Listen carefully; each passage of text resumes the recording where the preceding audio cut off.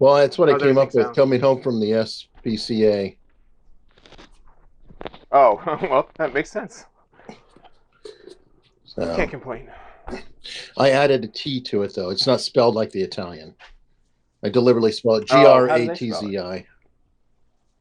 Okay. So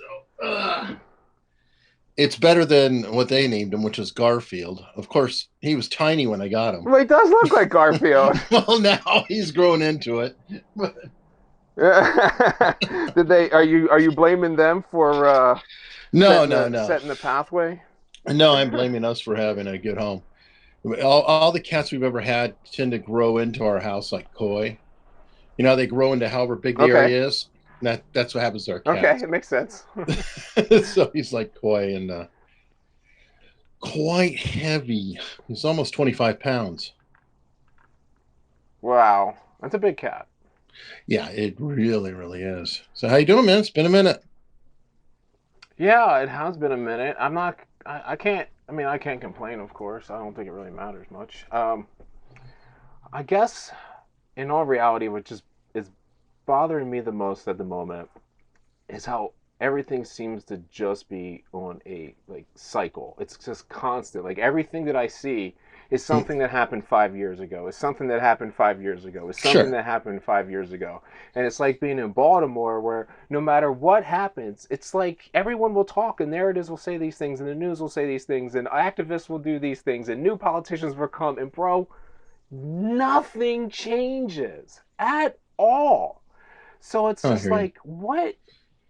I don't know. I don't think it's nihilism. It's just like it feels like the Matrix almost. And I wouldn't say the Matrix, but it's like something. I'm blaming that human beings are really biological robots. That's my blame. But That's why it really you're a feels like you're non-free will watching a guy. coding. You're Yeah, I'm a you're a non-free non-free will will guy guy. for sure. You and Sam And so, Harris. like, Oh as you, God, yeah, you watch it that's a play dreary out, and it's party. like, wow. I don't think it's a jury party. I think you have to recognize it No, dreary. and yeah, that's I hear what you say. It is dreary. I feel you. I feel like it can be, and I feel like it's easy for people to think I'm like nihilist or contrarian. But it's just like no, you're. It's just that everything that people think is unique is Mm. completely ununique, and the things they think are routine are mind-blowingly not routine. And it's like ah, I don't know. I'll just I go don't know. with the old quote that's attributed to Twain, but probably wasn't Twain. History doesn't repeat itself, but it rhymes. Yeah, I would go that way. It's a big argument of my truth thing that I kind of get on people about is that whether it's science or it's actual historical fact, Mm. anything that was true was only true then, and that time has passed. Hmm. So everything is information, and so even when we go into talk about like protesting and how a protest is, I can only talk about the protest that I was involved in because Mm. they're all different, and whatever was true then is it provides information for us going forward. But like the idea that anything that occurred in the past is fact that could repeat itself or is likely to repeat itself is just doesn't match up with history. I suppose. I mean, but you could say that about anything. You could say that about every day's dump is unique.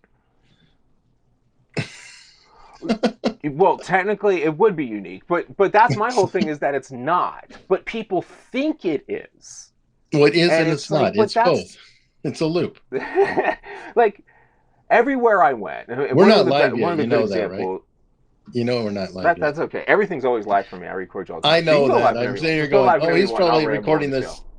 He's recording this shit right now. So I'll look at your channel later and be like, oh, here's the preamble part. Mine recorded. Oh, opening with Grazie. Well, that's cool. Always a happy note. But yeah, we're going to go live right about now.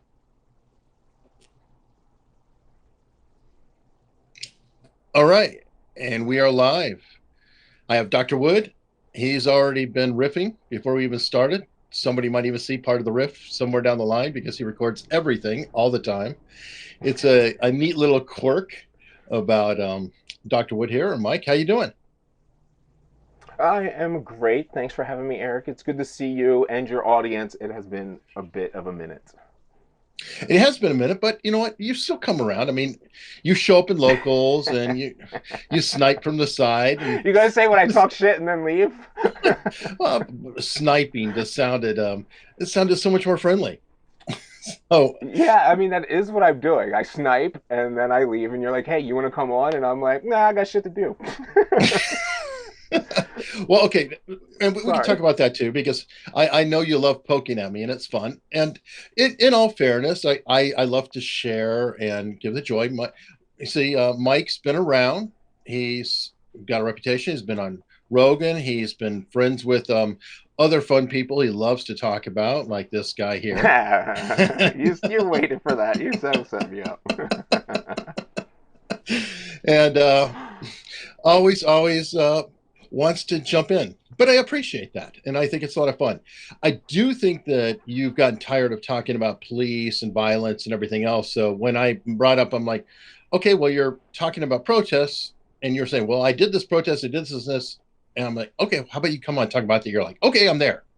So at least this is an original topic for you, I think, or at least It is less an absolutely frequently. original topic. I I have been perplexed that people have not talked to me about my involvement in protesting. Well, and guess what? Now we are here, and this is actually cool because, well, I mean, we've had the whole summer of love. We have a lot of things going on, and now you can't speak to all protests. I'll hold you accountable for all protests, but you can't actually speak to all of them. But I thought that that would be a cool subject, the anatomy of a protest, because I know that you've been involved with a couple of them, including with our, dear friend Chank. And yes, it never gets old for me. I will rub your face in that forever. I mean, if there's anything I deserve when it comes to my media appearances, I think my affiliation with TYT really ranks up there. Oh God. When you're trying to help, you knock on all doors. Okay, Okay. I know. Anyway, I folks, tried. he's not a big fan anymore. That's why I'm torturing him with this because it's fun. Anyway, a few years back, you did get involved with a couple protests. One of them was money in politics, from what I understand. That's the one I keep flashing, I believe. And I don't know if you were as deeply involved with that one. And then you were involved with a very large one involving veterans and the Dakota pipeline, if I recall. Correct. And So, that however one's you want to go about them. lingering. Sorry, yeah, I'm lingering. Thanks.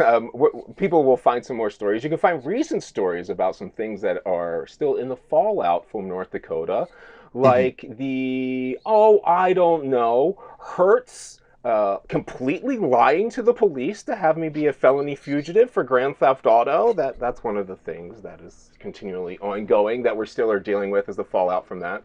But when you're talking about there were different types of protests, I think it's good to point out that how those are different. So we do have something like the media and Wolfpack and TYT type driven ones, Mhm. and the funding from them is different, and the motivations for those are different. We have the uprising in Baltimore, which I was a part of and was leaving the agency at the time, and that was a bit different. That was a natural protest that actually came from the streets and arose from the actual citizens that were there, and then later got taken over by people like DeRay McKesson, who are actually like these privileged elite county people that have never spent their days in the city at all, and that's really who ended up taking the narrative of like Black Lives Matter and the Baltimore uprising that came out of Freddie Mhm. Gray's death. So that was a very different feel to that. And then if everyone, or even if you want to look up, I think it's called OIS Baltimore. And this is where you kind of get this George Soros kind of money. So when you talk about these paid protesters, this is really the closest thing I've seen to paid protesting. And this is in Baltimore, this is all over the country, what they will do is they'll set up somebody with a motivation, an activist that wants to achieve a goal, and I guess you could even say terrorism, because it's violence or the threat of violence in order to achieve a goal, religious, political, or ideological in nature, which is the definition of terrorism. Well, So let's what they back up do is they set because up these non. Yeah. let's back up because we're really sliding quickly into it. Because I want to separate immediately the idea of a protest versus the idea of a riot. And I feel like people Sure. extrapolate the two, and they often happen in the same incident, or one spawns into the other. But I do consider them two different things, and I want to be absolutely fair to people who are going around and protesting something and do not intend violence. They're peacefully protesting, they're holding signs, they're yelling, screaming, whatever, versus people who are actually rioting and causing damage. I think that that's an important distinction, but then we can get into how the protest starts, what's going on here. The professional protesters, I guess I would call them, coming in, and then I guess you have Black Bloc and Antifa and other folks who often will So I was themselves. very intimately close with Black Bloc in Baltimore, so people know. Oh, you were? Okay. Wow, you. So a Black Bloc member in Baltimore was the treasurer for Veterans Stand. I mean, so it was all tied in. Wow. Okay. Well, good. We get to learn something every day. These are your big pride points, right? Right. I mean, of course. But and let's be clear, I was never part of a riot, so I can only speak for any protesting things. I think things came close. I took part in some DC protests that were like against the Confederate idea when that whole thing was going around. And when you say Confederate idea, what do you mean? So like they had this, I can't even like think about what the exact window was. Like people were flying the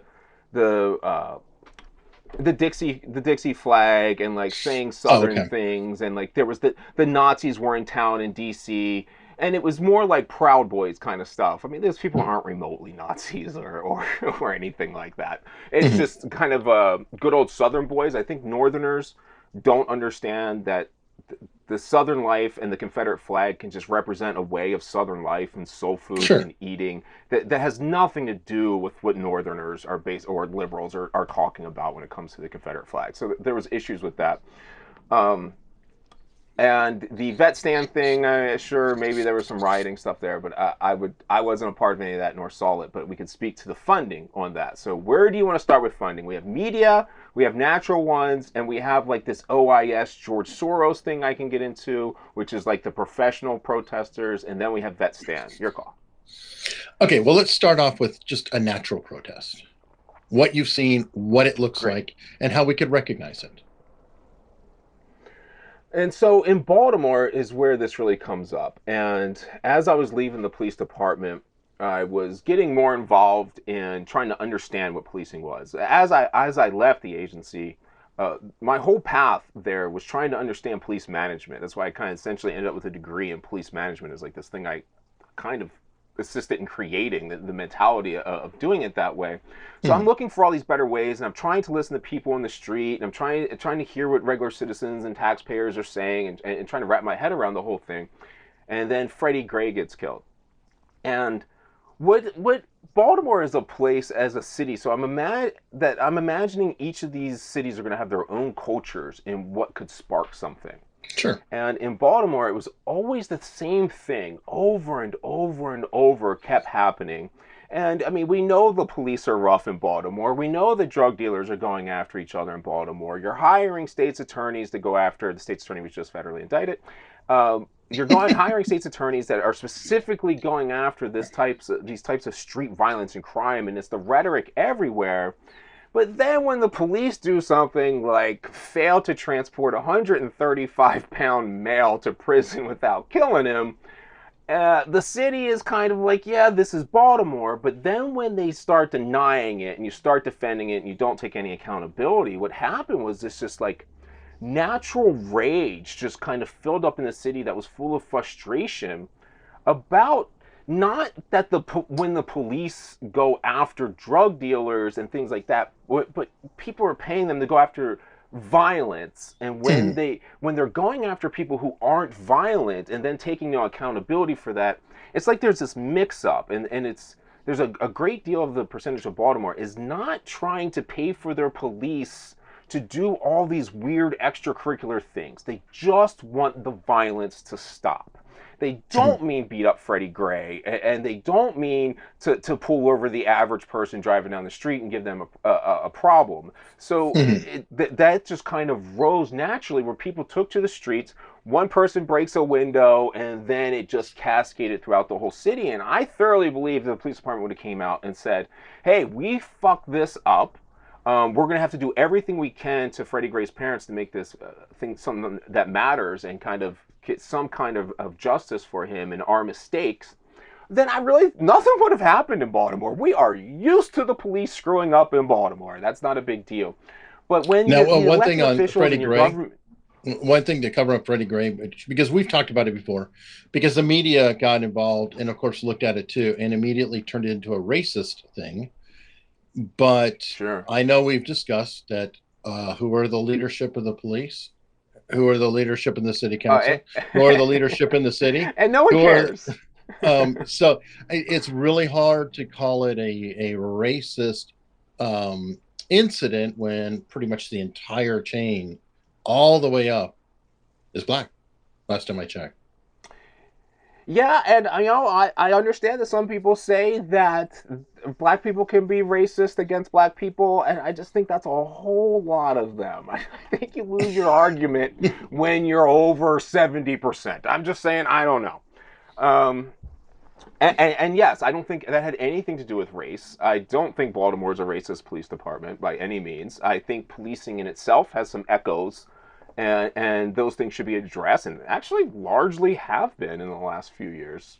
If anyone's curious to look at them, I mean, I am baffled and shocked. Something I didn't think would be possible would be the change in the amount of killed unarmed people by the police in the United States has dropped. It was like 53 and it's down to like 7 per year. That's mind-blowing. I would have thought that like 7 was the floor, and that's where we are now. So great improvement in policing, especially when it comes to actual racial outcomes that people should be proud of and kind of realize it's over. Maybe that's why you don't hear much anymore.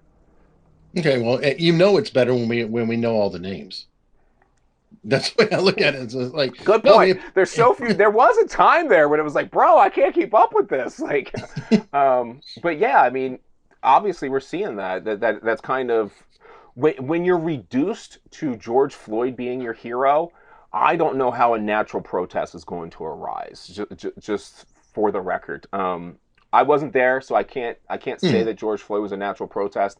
But Freddie Gray's rioting and frustration took place long before media ran with the story. So I would think that George Floyd was obviously way more media driven than Baltimore was. Baltimore was very natural and was a frustration that kind of got addressed. People gave it attention. So you really don't see anything happening anymore there. They'll wait till something else happens and then they'll speak up again.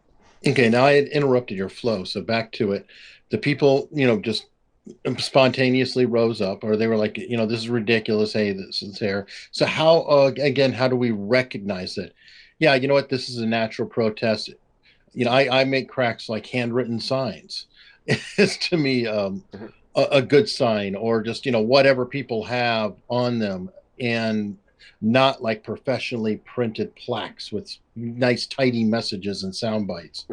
But help me out. Am I completely right? So I mean, my thing was natural people, non-media people were the first center of what happened in Baltimore. So people can look up like Devin Allen, who came famous out of it, but he was right there naturally with a camera, and his career sparked because he was there hearing people in the neighborhood complain, and then just went out with everyone exactly as it kicked off. So I think you'll see things like that. Like in Baltimore, you had parents who were yelling at their children to get back in the house and not be out. Like there's videos of that out where it's saying it was this more, it's hard to explain. I get that, but it's like regular people. Eventually you started having the Reverend Jackson, and you started having the basketball players come to town, and Bernie Sanders came and was with some of the phoniest people in the entire city doing his publicity stunts through Baltimore, and you could see anyone with a common sense can watch the Bernie video and watch the initial protesting in Baltimore, and you will see different people, an entirely different feel, and that what I would say is the difference between staged and the natural one is who's actually taking part in the protest. Like when you talk about George Floyd, I mean, most of those arrests were out of town, and that happened in Baltimore eventually. But at first, it's just the local people coming in, having local that issues. Makes sense. And now, okay, and yeah. So I mean, if you're jumping kind of the veteran stand, though, that was an example of how a bunch of people from somewhere else that have no fucking real say go to a different place and start protesting. That was very common when you hear media talking about these protesters that would travel from town to town to town. That was absolutely true. Okay, now is that something too? I mean, I've heard it, and honestly, okay, there have been protests in my area here, and guess how many I've attended? Zero. I'm really not interested. Sorry, I'm not. I'm interested intellectually, but do I want to go out there and insert myself into the situation? No, not particularly. Not particularly at all. Yeah, and you probably shouldn't. You have a life that's valuable and probably doesn't need to get caught up in a bunch of dumb stuff. To put it nicely. Now, have you seen them actually bussing people in? Because I've heard that, like, literally a bus load of people come in and whoop, here we go.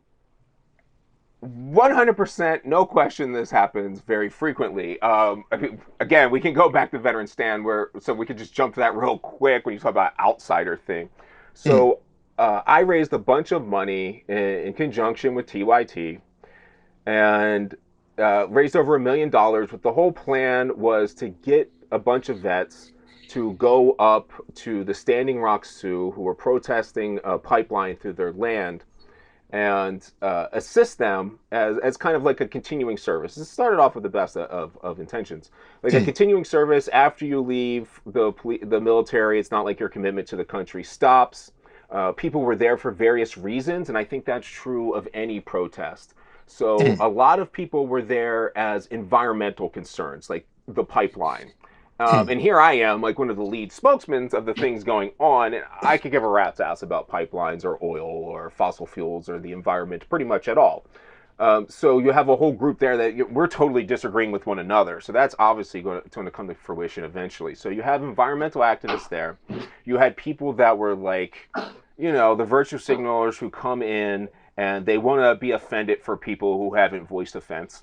They come in and like want to stand up for the Native Americans on their land. And I was there because I stand against violent protesting violence from the police at all times. I was there because of the excessive police use of force. And that's what I wanted to draw attention to.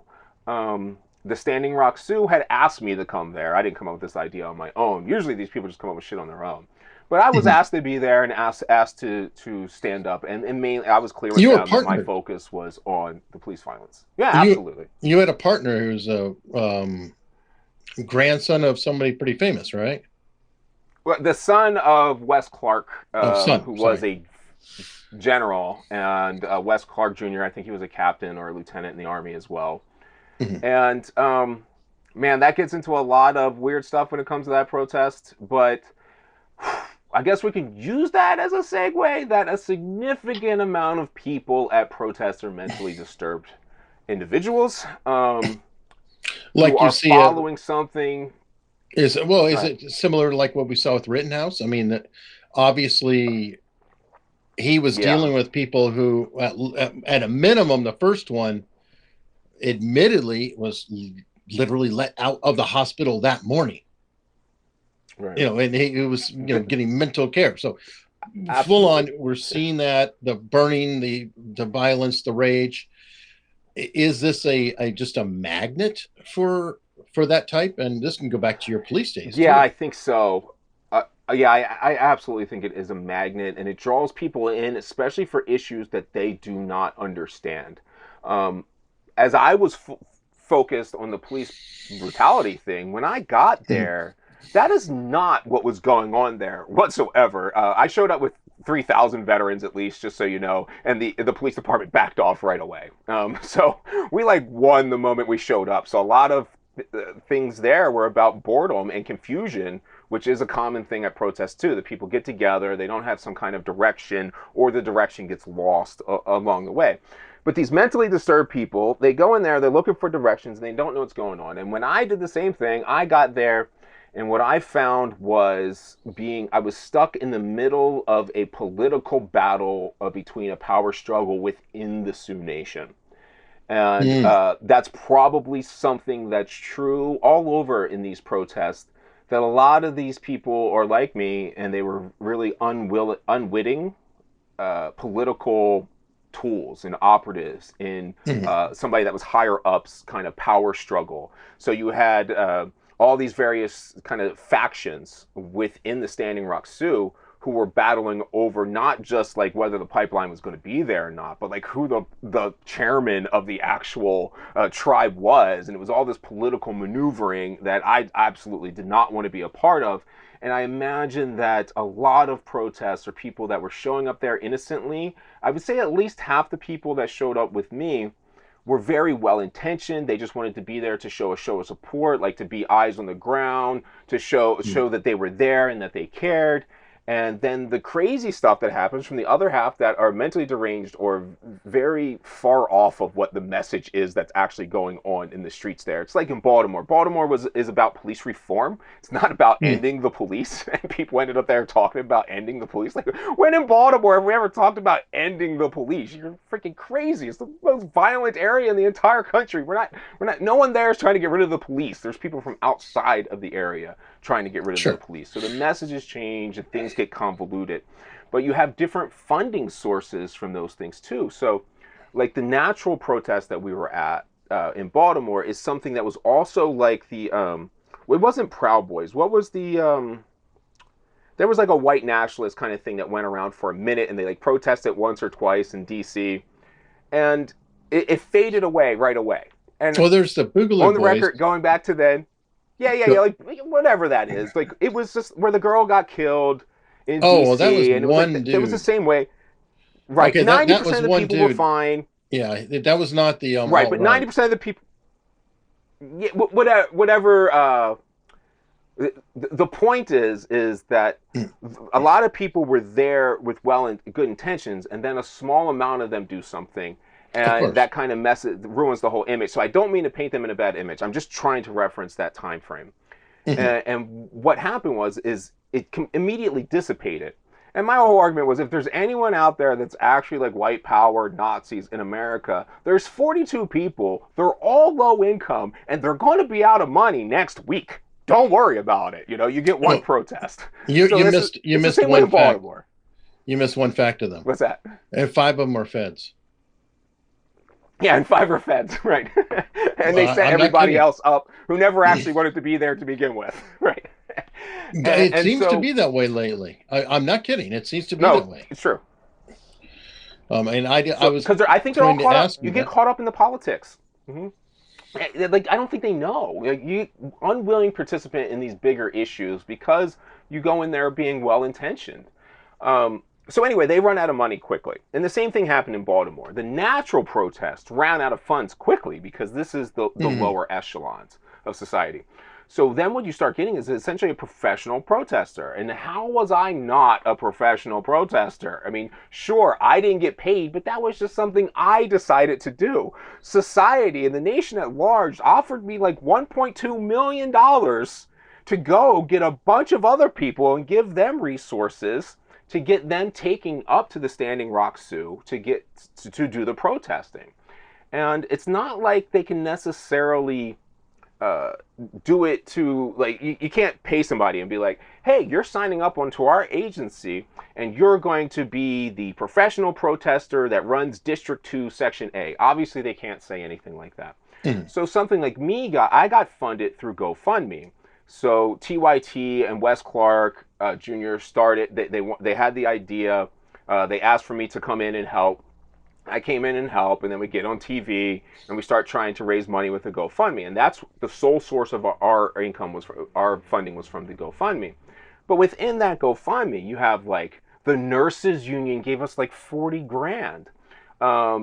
You have individual wealthy donors, and then you have a whole plethora of like retired people who are essentially trying to participate in like some struggle that they remembered from the Civil Rights Act or something like that. And then you have a bunch of young people who are kind of contributing because of I don't know, like the media hype and wanting to be a part of something bigger than themselves. And all that money came in, and I paid. And that's like, a lot of money, by the way. I don't remember. I mean, that's a lot of it money, was a by lot the of way. money. I mean, it's like one could infer that it's a profitable enterprise for some people if they're really into it. If I wanted that to be profitable, it would have been extremely profitable. If someone else would have gotten that money, yes, you could have been off to a very profitable start to a interesting career, for sure. That money got spent on things like, so set up a whole bus route and contracted with chartered buses that went for like a spider web across the nation, going to these hubs where everybody could just jump on these buses that had gotten a roster and gotten a seat or whatever. How that got, I wasn't, that. I was like the CEO. I don't know the details of the little stuff like that. I'm not trying to bolster myself up, but it was kind of below me. I don't know what was happening.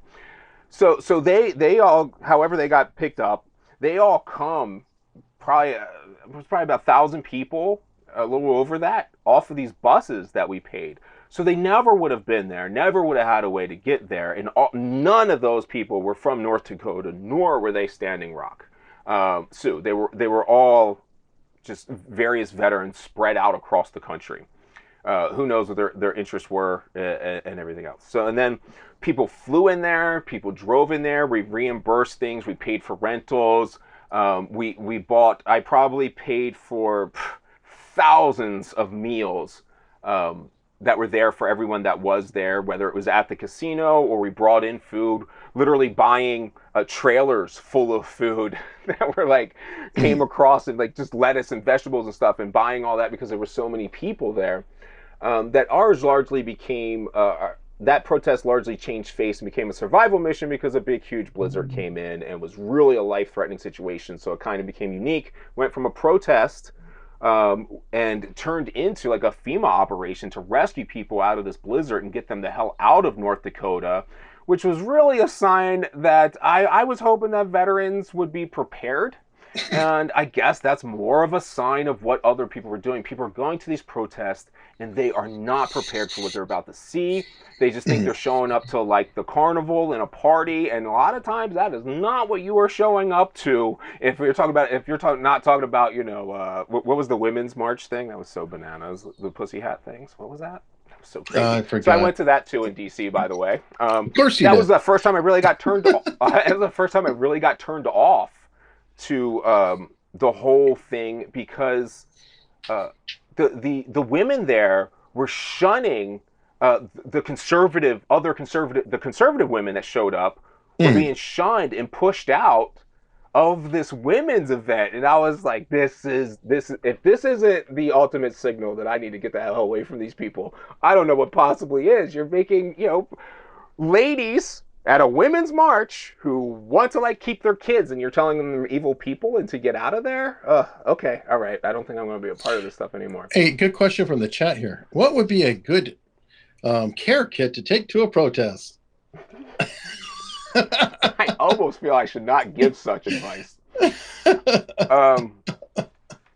So you need money when you get out of prison. I found that out.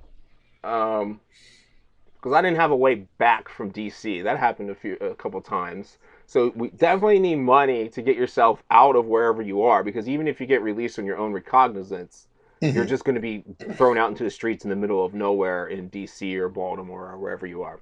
But you definitely need to protect yourself if you're going to do anything like that. And I guess you need a camera to prove what really happened more than anything. But ultimately, your ultimate weapon for a protest is do not go.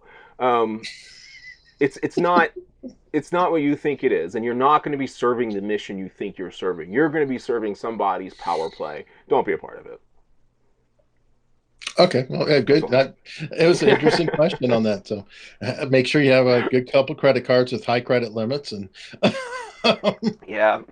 I mean, because you need to do some things. You need to have your food, water, shelter if you can get away from there. But I mean, ultimately, I don't know what anybody's doing. You have to.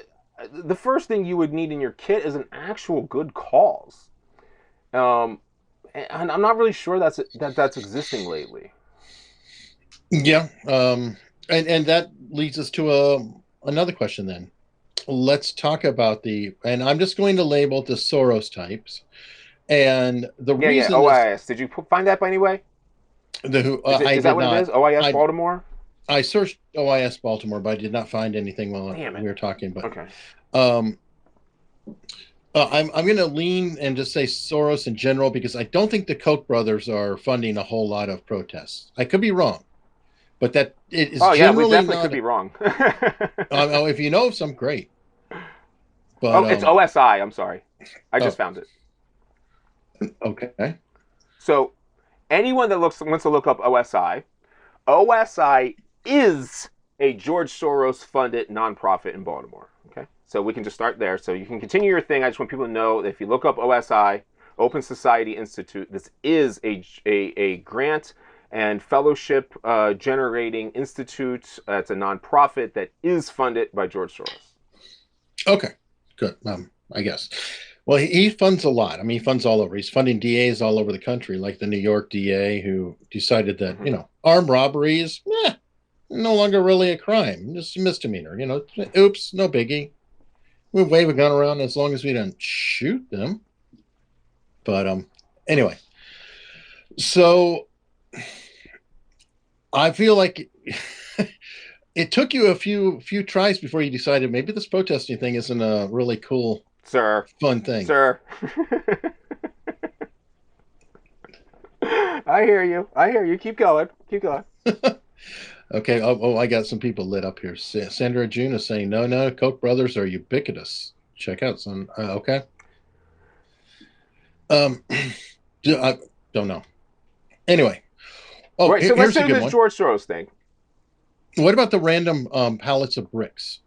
Have you seen anything about that or heard anything about that? Because that is I haven't seen that. That was thing. before my time when that started. But places like OSI are how these things started and where this funding comes from. Like I just hit OSI George Soros, Baltimore, and just did a search thing, and you can find out real quick. OSI was founded by George Soros in 1998, and he gives millions and millions and millions of dollars to this group. And you can look at them, and on the staff right here, Daniel Terrain, Tracy Brown, Priscilla Newton, Pamela King, all of these people on the staff, and then they give out these fellowships to actual activists. So they'll find someone like at a protest or that's caring about the community, and they'll say, okay, we have this fellowship program and these grants, and you can come work for us doing community activism as the OSI liaison to whatever, homelessness in Baltimore. And they give these people a job. But the real purpose of this job is so that they can go out and do their activism and can't get fired from their job.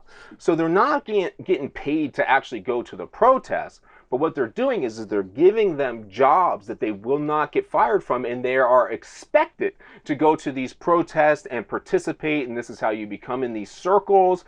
They fund like books, and they fund publishing of things, and they fund book shows, and they fund these speaking. I mean, I would never take any money, which was always dumb of me. I should have learned a long time ago. But I would go to these things that I found out later. The other people all got paid to speak there by OSI, and there were trips where I would go on my own, but yet other people's funds were covered by OSI because they were like part of that group. I was never part of that group. I was just trying to get shit done.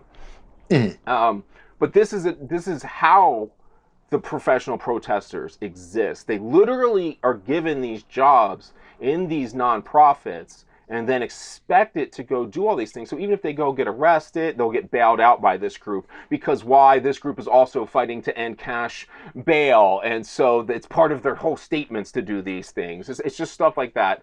And that goes on over and over. And they get they ask for donations from all over, but they're really not getting any money other than these millions of dollars per year, literally from George Soros. And I worked with a bunch of these people. I had no idea that OSI Baltimore was George Soros funded. And when I found out, it was like, damn, they were right. Like, this is the stuff I heard people talking about. They sound like community organizers, or am I using the wrong term? Yeah, I mean, and then the news will come and call them community leaders. But you'll know, like, I came from the street in Baltimore, so once I knew, like, all the names were not street names. These weren't kids I knew from the street. These were not Baltimore people. I don't even know who these people are. These are like they graduating from Hopkins with master's degrees and coming and getting jobs at OSI and then being at protests telling people to fight for the little guy. They've never been a little guy. They've never been in Baltimore. They have no idea what these streets are like. Interesting, interesting.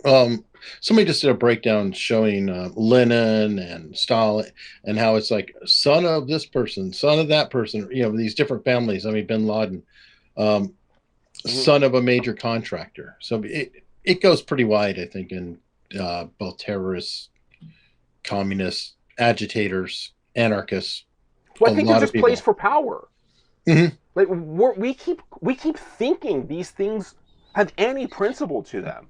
And if there's anything I have found, it's that there is zero principle in anything that you see other than these powers. When it comes to protesting, it is all people trying to get power struggles. None of them, I have not been, look, dude, I've been to all 50 states. I've talked with most of the activists all over. People don't understand. I spent years going from state to state and town to town, city to city, talking to politicians and people on the street.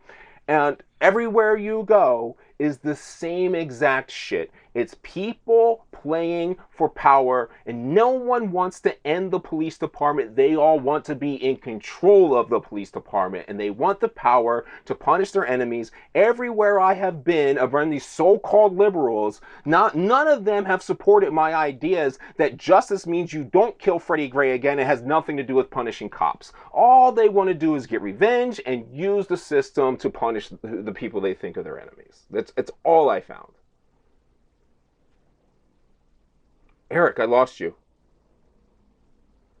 The thing is, like agitators, and you're frozen. Oh yeah, you're back. That gets them done. Right, you're back. You're back. But here's the good thing: I record separate source, so nobody missed that rant. I'll send that rant to you later. Okay. But my whole point is saying is that everyone there is fighting for power. I didn't find anyone fighting for the cause. I found no one sticking to principles. And that's why I ended up being like kind of aggressive, because I found myself to be a litmus test. Most of the protesters I know who were so-called fighting for police reform, politicians, Bernie Sanders, Jill Stein, I talked to these people. They all were pretending that they wanted something that they didn't actually fight for at all. They just went and wanted to get the power and wanted everyone around them. Nobody wanted to change justice. Nobody wanted to make it so that we were fighting lead poisoning and fighting the actual causes of crime. None of that took place anywhere I went. Okay, well, like I said, I have a theory about, I'll just say agitators. So I'll just say, anybody who is, quote, part of a cause. I personally feel they do not want the cause to be solved or the purpose goes away. Yeah. I mean, you're disincentivized. So I made a big statement out of that all the time to them. They would be like, well, what do we got to do? Next year we have this event planned. And I'm like, the whole point of an activist is to end your purpose. Like success is when you don't have anything to do any longer. So yeah, obviously you're directly incentivized to not actually solve the problem there. And with my argument that, we're not free will creatures, we are biological robots of that's going to be another show. Variety. We'll hammer that one out someday. We can't help but follow those incentives and disincentives in the subconscious. So even if the people truly care about the issues, I think it's extremely rare for someone to be able to put the issue above their own association to the issue, that it becomes who they are. I am the police brutality activist. Well, I mean, you should want to end that as quick as possible, but when it becomes your identity, man, I don't know. People integrate a lot of things into their identity, and it's almost impossible to break them. I mean, this is why cops die. Have you ever seen the rates of police death after they get out of their career? And it's like they were a cop. Their badge, it's like their soul was ripped from them because they're no longer a cop. They're no longer a Marine. And I think that's a lot true inevitably, as you're saying, with activists and stuff as well. So that's why I started being a dick. I'm a litmus test. If you're worried more about my attitude and the shit that I say than you are about this cause, you don't fucking care about the cause. I'm not sold whatsoever. You know? I personally think Does that make sense? Yeah, no, I think that everyone's aspiration with any activist is to become the Maytag repairman. Yeah, I agree. I'm literally waiting. Oh, it's not ringing. Let's take a nap.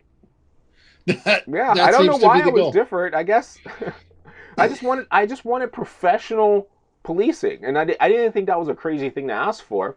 And I didn't think that the streets acting for professional policing was a crazy thing to ask for. But then I realized the streets didn't want professional policing. Cops don't want professional policing. Politicians don't want professional policing. The average voter doesn't want professional policing. So who the fuck am I talking to? Cenk Uygur.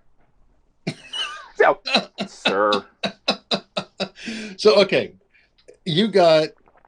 Are we going to go to that now? We're going to media, Wolfpack? Okay. Yeah, we might as well get right into the... Hey, we got to cover it anyway, but you got involved with these individuals, and I'll confess, I am not impressed with the Young Turks. I never have been. I think that they're full of shit. Better man than I. Be the nicest I can think of. Anna Kasparian very recently just proved it out. What is it? A year and months later, she said, "Oh, I guess Kyle Rittenhouse didn't cross the state line, and he didn't shoot black people." If anyone wants to hear a crazy conversation regarding that, you got to listen to my video and interview with Daryl Davis. Mind-blowing conversation. Wow, that's going to break my heart, though, because Daryl's always been kind of a hero of mine. So I think Daryl's done great work. I ended that hero shit quick for anybody that wants to watch it. I ended that hero thing fast. Boy, did his principles get exposed. I mean, it's the same thing. Not really concerned about the issue, more concerned about his status in the issue. You know? I don't know. Hopefully it's a blind spot. I mean, he did get a lot of KKK and stuff off the streets. I mean, it's hard to... I don't know. I try to be... He won't talk to me again, though. Like, he's ignoring me now. That he promised he would come back on, just like Joe Rogan promised to have a gun debate, if anybody remembers that. He promised to have me back on after the Rittenhouse case was over, and now he's totally ghosting me. He just didn't get the message. He lost. Okay, so yeah, Young Turks and Cenk Uygur. I guess it's Cenk Uygur. Is that correct? Uygur. Cenk Uygur. Okay. How in the hell did you get mixed up in that? And what happened with that and the protesting? And was it because of protests, or was it just in general, like you're going to be a media star on the Young Turks? What's the trajectory? Man, my story with the Young Turks goes very deep and confusing and problematic. That is for sure. Cenk, Anna, and everybody involved in TYT, I don't think they are capable of speaking in honest words out of their mouth ever. Some of the worst people I ever met. If they lived in Portland, I would say it for sure. So, worst city in the entire country, just so anybody wants to know. I've been to them all. So what happened there is I was in LA for one of the Joe Rogans. I don't know if it was the first or second.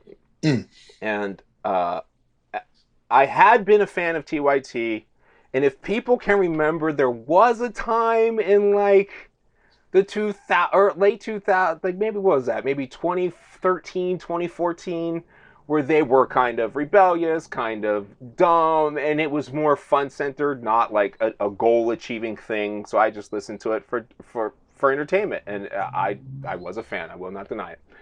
And so I messaged one of them and said, "Hey, I'm in town for Rogan.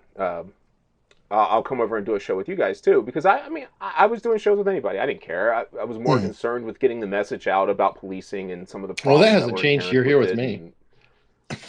Well, I'm actually much more discerning now, which maybe might not make sense to some people talking to you, but there are definitely a lot of people I will not talk to or converse with any longer. I've told you this a million times. If I'm still talking to you, it means I care and I like you. Oh, and I respect look you, at this. I think what you're doing is fine. So I go there and I meet with them, and like more, I developed some friendships more with not the main cast, but like the people that work there. Mhm. And The that Jimmy I would Dores. go on all the time. Yeah, Jimmy Dores and stuff. Who also turned out to be a big fat liar. Um, so I would go to these things and I would do all these events and I would just talk about policing where I could and co-host the show and things like that. And I didn't mind that. And I, I don't know if I know Wolfpack per se enough. The people involved in it, I'm not interested in. But the whole concept, I still believe in. Public funding of elections, I think, is a very critical thing for us to take to address. And that is how I got involved in, especially with Wolfpack. That's even how I actually knew Wolfpack before I knew TYT, because I was more interested in getting money out of politics, as the colloquialism goes. But as with every other door I have opened, and I preach it constantly, what I found behind it isn't really what I expected. And there are a lot of challenges to getting money out of politics. Like, the only real way to do it is do a constitutional convention. And then if you do a constitutional convention, the doors open and anybody can start, and any of the politicians can start proposing and making changes to the Constitution. And it's like, whoa, whoa, whoa, whoa, whoa, whoa, whoa. I don't know if that's a step we need to go to. maybe we have to take different approaches than a constitutional convention. So tactically, I fell out with them as well. Mhm. But at principle, I totally understand Wolfpack, and I get the idea of getting money out of politics, and I don't disagree with it at all. Apparently, Cenk Uygur does disagree with it, because when it came time for him to run for political office, he did not follow any of those Wolfpack principles of money out of politics and just is a typical politician. So again, these are all the things where you'll keep seeing it with people that are involved in any of this activism. They're so disingenuous that their actions do not align with their words. And I don't know how we ended up as a society caring more about what people say than what they do. And if we focus on a lot of what people are doing involved in activism, these are a bunch of people we would not want to be following or conversing with. Yeah, that makes sense. I actually had a point, but it So Wolfpack went away. funding. If Yes. you think about Wolfpack funding, that's Well, what coming is from the same Wolfpack thing. So first they off? funded those things. What is it first off? So Because they're a 501c4 is what they should be. I'm Mhm. not exactly sure, but generally, so the nonprofit game, whole nother topic, complete scam and sham of everywhere going around. Um, I tried to run a legit nonprofit, and it's not a thing. It's not how it works. It's all entirely corrupt, and everybody's just trying to find ways to get money and pay for themselves to continue with jobs. So obviously, that's not something I'm doing anymore. But whenever you see these 501c3s and C4 just means that you are allowed to go lobby and encourage Mhm. politicians to do things. So there's kind of different requirements, and a 501c3 can be a tax write-off. So what these companies do, like a Wolfpack, is they'll raise all their money under the 501c3, so it's tax deductible, and then the 501c3 donates all their money to the 501c4. And then the 501c4 can fund political things like literally the protesting and buying. So the Wolfpack's going to do the same thing. They're going to buy airtime, which they're Mhm. supposed to pay for TYT, but they won't. Trick, because the 501c3 will be the one they're talking about on the air, but the 501c4 is the one that's actually at the protest. And they'll hand out food Mhm. and they'll give out T-shirts and all those things to encourage people to come in a way that's as just it's counter to what the people think they're there for, and that's just how they fund it. And it's not direct, and I just want people to understand it's not direct funding.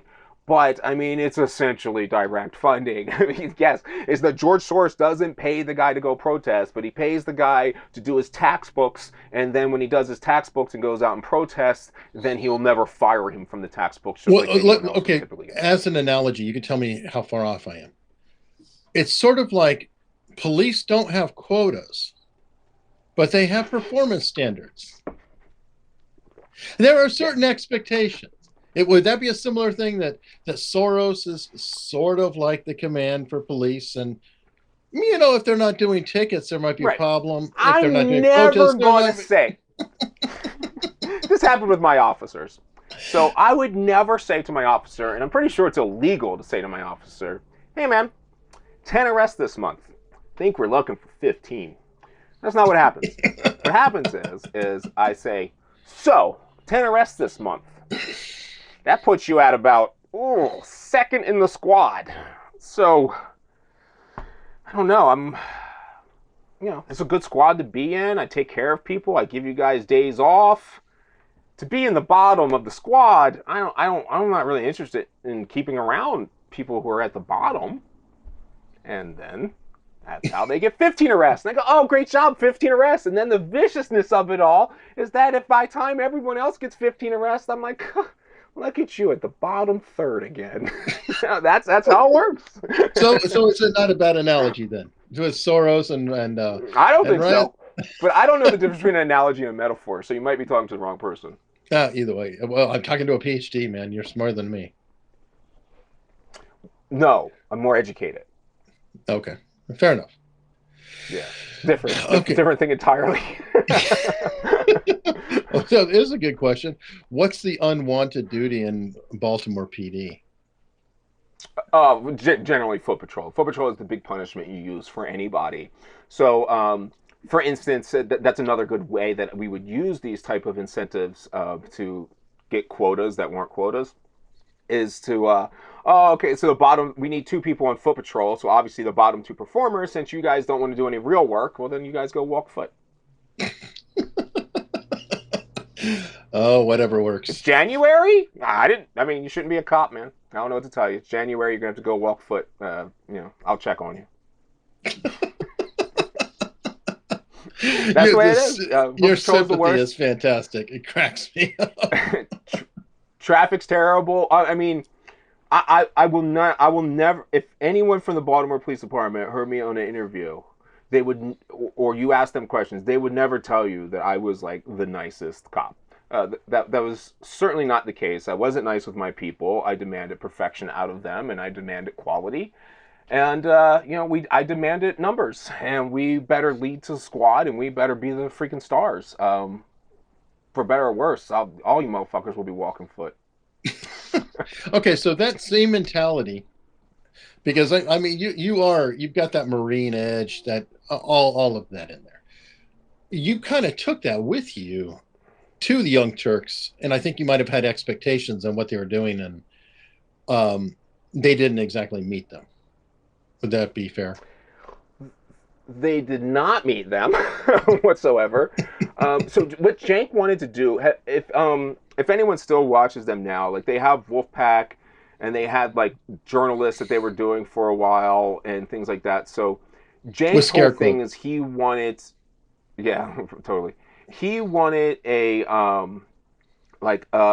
multiple divisions of TYT that he was kind of like the head of. He wanted the on-the-ground action, which he wanted me to lead. Then he wanted the newsroom. And then he wanted like the political action stuff, which was like the Justice Democrats and the like Wolfpack and stuff like that. So he called it, there was something else. I forget what the other 4th thing was. And that was he called it the 4 horsemen of the apocalypse or some shit like that. Good term. I can agree with that. Yeah, probably was a good term. And so what it really ended up being was all just about trying to, like, being those tools that would help get Jank elected to office or something like that. It wasn't about the actual causes. Mm-hmm. So I just got irritated and stopped dealing with them. But I can't say, to a certain extent, and it's not defense of them, I don't think they're really different than much other media. What media used me for was these snippets to say, to have the narrative be what they wanted to, and what was going on with their commentators or their hosts or whatever their funders' missions were. They weren't about the actual focus, and that is true from Joe Rogan to CNN to TYT to anything else I was on. They wanted me on to say the things that they wanted me to say, and whenever I didn't do that, there was no interest in the message of what I was talking about. So none of them were actually interested in anything that they're talking about. They're not going to address these things, and they're not going to have any hosts on in media like Joe Rogan or Tim Pool or something like that are never going to have somebody on that will say certain things. And that was the big mistake that media made for me. They realized it, and they made sure they shut my ass out after that. But the big mistake in media, and I've been bitching to you about it, that once you get far enough, you'll see that everything is about the next number, the next stat, how high the news story is. And then if like you're keeping up on the news stories, you can't actually know anything. It's like the 8 hours of research that you would have needed to spend to understand things. And, you need to do that every day. Like when people talk about police reform solutions and they're politicians or they're like somebody that's a citizen on the street, like my mind just is like wants to just shrivel up and die. And I'm like, it took me decades of experience and education and like dedicating my life to understanding what was happening in policing, and you just fucking throw out a fucking idea that was tried 50 years ago and failed dramatically. And that's what it is if that's their mission and that's their belief and that's what makes them feel good, then they'll just all push towards the emotionally driven thing versus the actual activism that's there. So is there activism? I really don't think there is activism, to be honest. You got a fan in the chat. I don't know. Yes, Bookworm Bandit. Where is the money from Standing Rock? So I did a whole podcast on this. Oh, good. We can... that's an old one. It's super old. You have to dig back in there to find it. Everything is very public. To all the liberals that want to know, and it's really funny because we had a Snopes reporter, Bethania Palmer, embedded with me every single day, knowing everything I was doing. Hold on. Okay. Quoting Snopes doesn't help you. Not in this corner. I know it doesn't help me to you. Because that's a bullshit I know that checker. To you. I'm sorry. But Snopes if there was a story, if there was a story to tell about me, this story would have been told. So I had a 501c3, and once we went into the nonprofit, I became the CEO. The money went into the nonprofit, into the treasurer, and all that stuff was filed with the IRS. The vast majority of the money went to food and supplies. Again, not a single penny went to me. A few people had small salaries. Nobody got paid over more than like $4,000 to do books and stuff like that. And a team stayed back for cleanup, and a team went around the country for the next it was like 3 months, went on the Vans Warped Tour all across the country. So we paid for that, where the whole team went around and talking and spreading the messages that those people paid for to talk about the Standing Rock Sioux and no DAPL and police brutality and all that stuff all over the country, everywhere, until the money ran out because nobody tried to raise money again. It was a GoFundMe until it went out. The nonprofit itself, I realized that was a game I did not want to be a part of, and I stepped back as CEO and said, there you go, you guys can have your nonprofit and go, and they just obviously couldn't run it. So. Okay, well, that sums it up. I'm glad very little story there. And people think, like we said at the beginning, that $1.2 million is a lot of money, and when there's 2,000 and 3,000 people, it's the not meals a lot alone could be tough. It went so fast that it's hard to believe. Yeah, but it goes very quickly. Okay, and you folks, but whoever that is, they are more than welcome, as anyone ever has been, to come and do a podcast with me, live or in person or whatever, and bring anything you have or any argument you have or any evidence you have of any wrongdoing I have ever done in my entire life. Not worried about it whatsoever. And that's true. Mike will have a very contentious podcast on this channel. It is quite fun. if you want a little entertainment, I'll do it on yours. You can moderate. I don't care. I mean, I am an honest person that has tried to do my best and became frustrated and now really doesn't give a shit.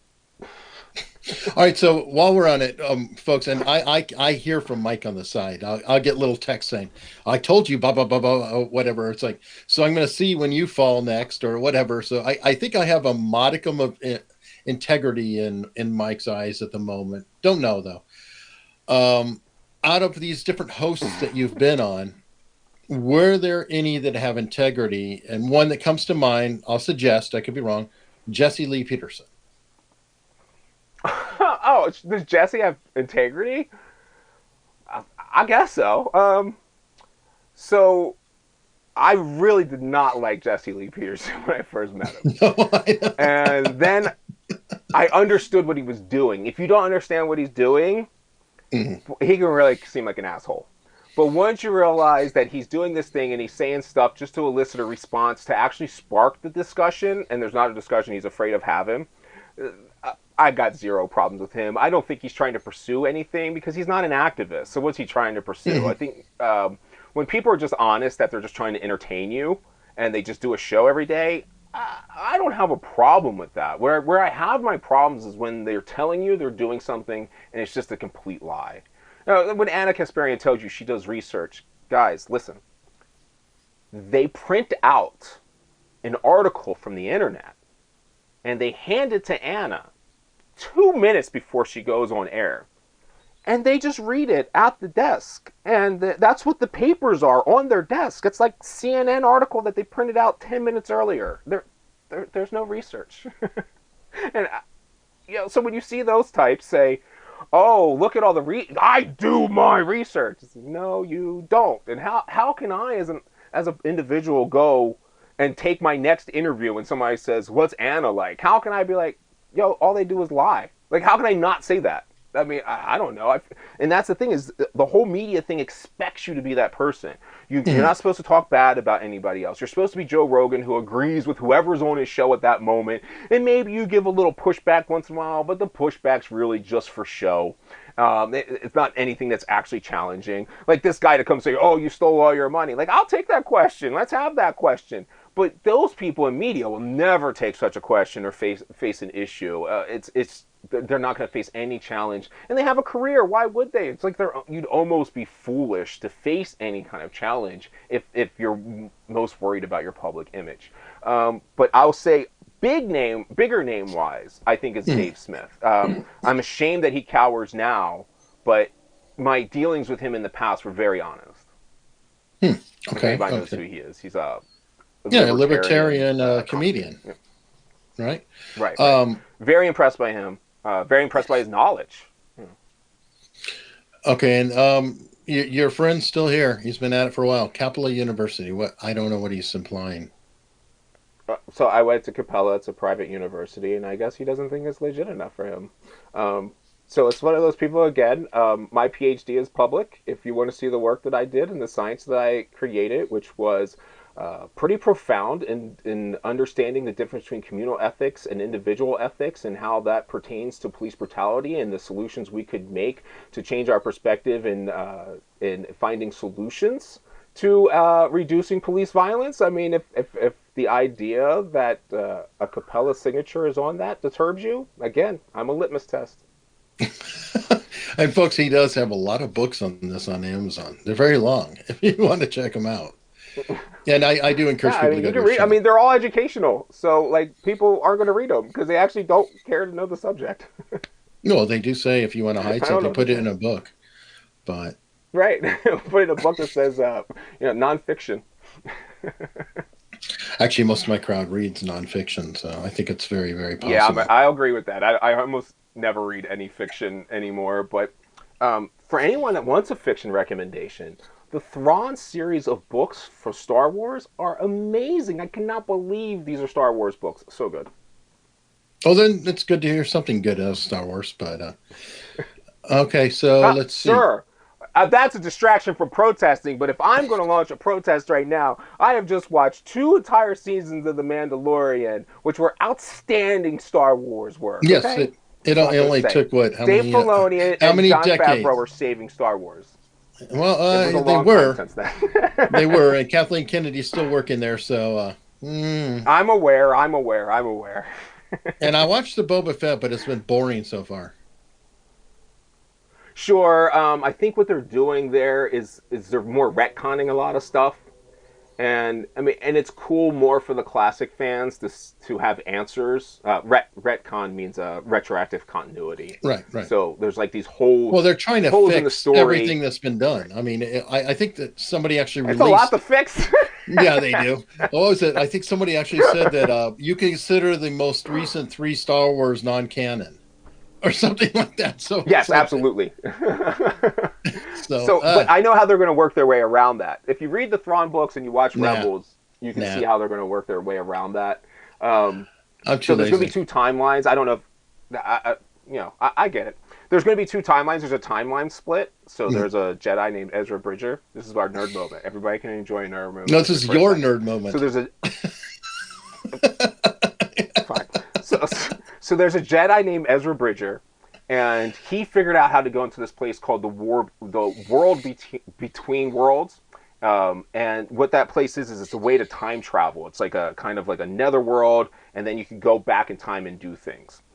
So what happened is in the storyline that you've all watched, where you have the sequel movies. Now I'm a prequel fan. By all means, give me Anakin and pod racing and Hayden Christensen all day. I think Episode 3 is masterful. So I get your thing. You grew up in like the Stone Ages, and you think that those are good movies, the originals. No, I have taste. So Ezra Bridger figures this out along with Thrawn, and I know a lot of people don't know who Thrawn is, but he's like the bad guy of the future, but he's not really a bad guy. Complicated story. But anyway, Ezra goes back in time and saves Ahsoka. So the people who know Ahsoka now, Ahsoka was Anakin Skywalker's trainee, Padawan, and she ends up in a fight with Vader when he's Vader, and Vader kills her. But Ezra goes back in time right before he kills her, pulls her into the world between worlds. And so you have two timelines. You have the timeline where Ahsoka dies, which is the sequels, and you have the timeline where Ahsoka lives, which is the Mandalorian and everything else going forward. So those are actually going to be different timelines. So they couldn't say the sequel didn't happen, and it's like, it did happen, but that's like over there in this timeline, and we're not going to deal with that timeline anymore. Next thing you'll say was all There's a dream. There's my Star Wars nerd moment for everybody. All right. Well, it's not all a dream. It's just Ahsoka lives or Ahsoka dies. I'm just busting your balls. All right. So where can folks find you besides unstructured.locals.com? You're more likely to find me on locals.unstructured.com. Actually, you're not. You're more likely to find me here with him. But my YouTube channel has a lot of old stuff on it still, and everything's on there that I can think of, going back from when all these things started, and I was talking about. You can watch my Standing Rock interviews, like as all that was going on when I was there.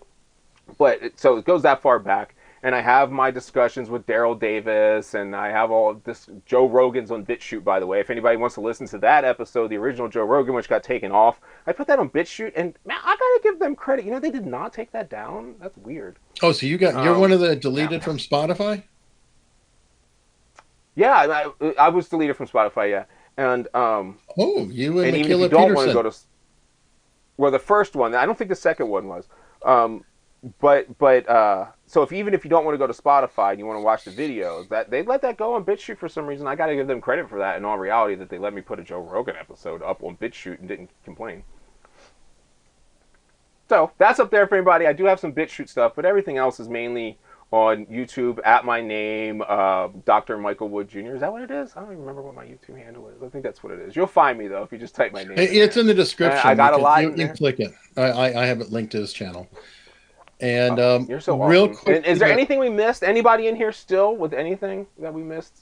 I know they've always missed, but funding questions. I just don't know. Like, I don't know what people don't know, so I just try to be a source of information and answer the questions. But a lot of shit seems like everybody knows. I thought everybody knew it. And well, Bookworm Bandit, I know, really is not president of your fan club. Oh wait, I'm in private chat. I didn't go to comments. Damn it! What am I doing now? For anybody that wants to know, Ziggy, I mostly do wedding videos and videography, and I try to mind my own business.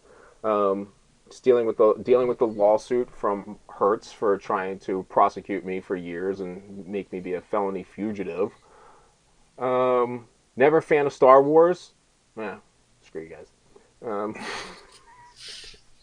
Anyway, Bookworm Bandit. Hopefully you'll have a debate. I ripped people off. Who did I rip off? Hopefully you'll have a debate with Mike on his channel at some point. I don't know. Set it up. I don't know who you are, but set it up. Seriously, you can do it in the comments. I know Mike will check the comments. Does Dr. Wood have an opinion? Yeah, I will. Does Dr. Wood have an opinion on the Capitol Police getting $3 billion funding in Army surveillance blimps. Yes, terrible idea. At all points in time, the most American thing you can do is not cooperate with the police. Essentially, figure the police are the redcoats. The most American thing you can do is say no. I used to freak out about this. I was like this 21-year-old, 23-year-old kid, and grown adults with families would call me to their home to discuss a personal issue they had and leave the decision to me. And I'm like, you let the police, into the government, the state, into your house to tell you what to do? Could you be less American? Really? I mean, no, we do not cooperate with the police as Americans. What are any of you ever talking about? It's an unnecessary evil. All right, well... See, this is what I'm talking about Bookworm Bandit. So what happened to that 8 million? 8 million. Hundreds of vets. 8 million. Yeah, this is like, it all just breaks apart. I don't know what to do. I did have a magical blue uniform. That uniform was awesome. Okay. On that happy note, because this can go on for a while, Bookworm Bandit, seriously, reach out, debate, put something in the comments, whatever. But I don't think it's going to happen here at this point. And I just want it in person. In person. Come on, Bookworm Bandit. In person. You can see her right next to me. Oh, that would be fun. All the way in Arizona. You have a good old time. I'll come to you. Well, Mike, thank you so much, and until next time. Thanks, Eric. All right, I'm sorry it takes me so long to ever show up, and I ramble on. Somebody's got to figure out a way to keep me on track. It's over. Even though I know you're still recording. Okay. But you're always recording. Whatever, man. You know, that's part of my thing is like, I record everything. Everything I do is public. What kind of crazy people can ever actually say anything? I'm like, just present the evidence. I'll show it. Like, jeez. Yeah, whatever, man. It's your charm. It's part of your charm. And you talking about, YouTube never does anything. This shit is yellow freaking 10 minutes in. So. Oh, no. Are you serious? What do you think they're going to do to me? What do you think they're going to do if I put it up? No, I don't know. I'm not going to copyright strike you. You're checking it out? Oh, that would be so rude. What do you think they would do about that? The blue part, the funding. Yep. Not sure. Oh, Sirhan's parole denied. Who's parole? I got parole. Sirhan. What's Sirhan? He was charged for assassinating Robert F. Kennedy. He's been in prison for 54 years, obviously. And what happened to him? Well, he's been in prison since 1968 or 9. Mm-hmm. And what happened just now with him? Well, he was recommended for parole, but Gavin Newsom has denied it or overruled. Yeah, and that's the thing that I'm talking about too. Like that's typical liberal shit, right? Like they're all talking. They all talk about what they're going to do, and then when they have a chance to do it, they don't actually do it. You know, like Gavin Newsom will be. Kennedy died, so of course, it wasn't going to go. It's down. Like Trump though, but like the whole thing with Trump. Trump's so disappointed me with like pardons and stuff like that. It's like, oh, you're such a freaking tool, man. You turned out to be a tool like everybody else. I swear. It was disappointing that he didn't pardon Assange and Snowden. If he did that, that would have been a mic drop. I know, and like, I think I'll forever be disappointed that stuff didn't happen. He didn't do anything like that. It was just, at the end of the day, I really feel like he ended up being a typical damn politician. And it's just like, and then we're in this world where they think he's something different, you know? Like, that's the whole, like, what I'm talking about. Like, Trump's unique. Man, I don't know. It looks like a regular old politician. At the end of the day, I thought he was different too. He is different. He's a politician. It's both. I mean, I'm not going to put Trump and Biden in the same category. There are degrees. Okay. I mean, yeah, of course. Yeah, so it's kind of like,